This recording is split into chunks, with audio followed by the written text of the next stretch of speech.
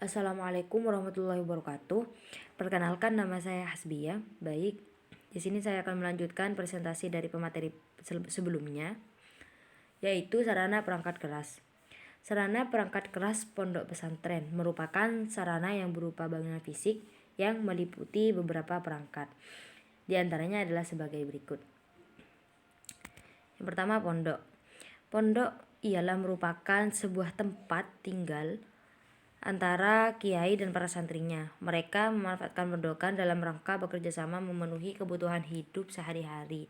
Hal inilah yang menjadi pembeda antara pondok pesantren dengan lembaga pendidikan lainnya.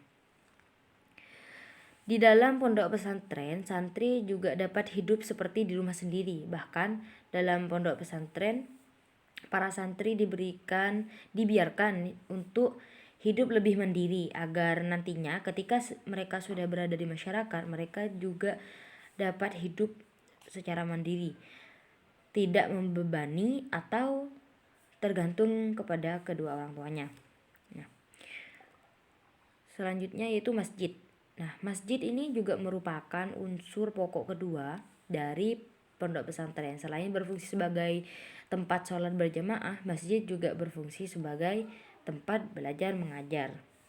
Nah, pada sebagian pondok pesantren, masjid juga berfungsi sebagai tempat iktikaf dalam melaksanakan latihan-latihan atau suluk dan zikir, maupun amalan-amalan lainnya dalam kehidupan tarekat dan sufi.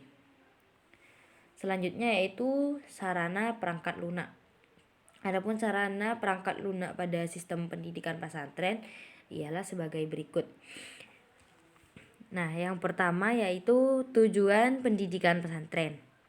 Tujuan sistem pendidikan di pondok pesantren lebih mengutamakan kepada niat untuk mendapatkan ilmu.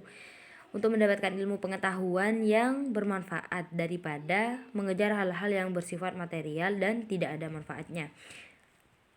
Jadi, ketika di pondok pesantren itu lebih mengutamakan agama, ilmu agama. Nah, selanjutnya yaitu nilai pendidikan pesantren. Pesantren merupakan lembaga pendidikan keagamaan yang sistemnya didasari, digerakkan, dan diarahkan oleh nilai-nilai kehidupan yang bersumber pada ajaran dasar Islam. Selanjutnya yaitu pendekatan pendidikan pesantren. Nah, dalam menjalankan peran dan fungsinya sebagai lembaga pendidikan sekaligus lembaga keagamaan, pesantren menggunakan pendekatan holistik. Selanjutnya, fungsi pendidikan pesantren. Sebagaimana pendidikan lainnya, pesantren juga memiliki beberapa fungsi, di antaranya adalah sebagai berikut. Yang pertama yaitu lembaga pendidikan, kemudian lembaga sosial, dan penyiaran agama.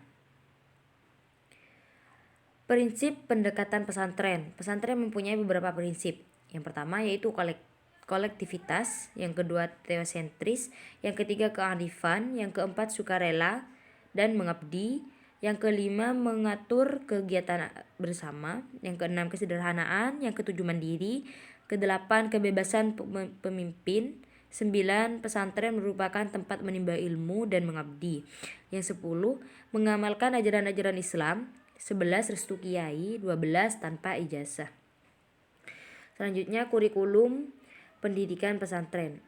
Di dalam sebuah lembaga pendidikan, baik lembaga pendidikan Islam maupun yang lainnya, pasti tidak bisa lepas dari apa yang namanya kurikulum. Karena kurikulum merupakan suatu program pendidikan yang direncanakan dan dilaksanakan untuk mencapai sejumlah tujuan pendidikan tertentu. Kurikulum yang ada dalam pendidikan pesantren berdasarkan pada tingkat kemudahan dan kompleksitas ilmu atau masalah dalam kitab. Mungkin hanya ini dari saya. Mohon maaf apabila ada kekurangan maupun kesalahan. Saya akhiri. Wassalamualaikum warahmatullahi wabarakatuh.